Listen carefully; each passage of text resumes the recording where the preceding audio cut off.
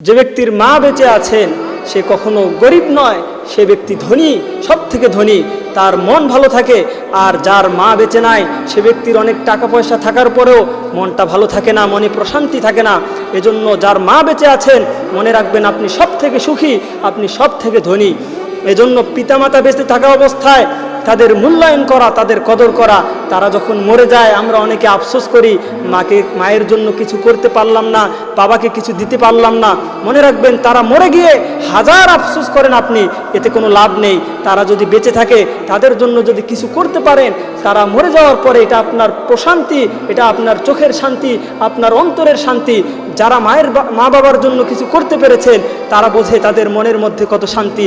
আর যারা বাবা মার জন্য কিছু করতে পারেন নাই তাদের মনে অশান্তি থেকে থাকে, তারা দুনিয়াতেও শান্তি পায় না। যারা বাবা মাকে কষ্ট দেয় তাদের দুনিয়াতেও লাঞ্ছনা সহ্য করতে হয়, আখেরাতে পরকালেও শাস্তি তো আছেই। এজন্য পিতামাতা বেঁচে থাকতে তাদের কদর করুন, তাদের ছোট্ট ছোট্ট চাহিদাগুলো পূরণ করার চেষ্টা করি, তাহলে আল্লাহ পাক রব্বুল আলামিন আমাদের উপরে খুশি হয়ে যাবেন, সন্তুষ্ট হয়ে যাবেন।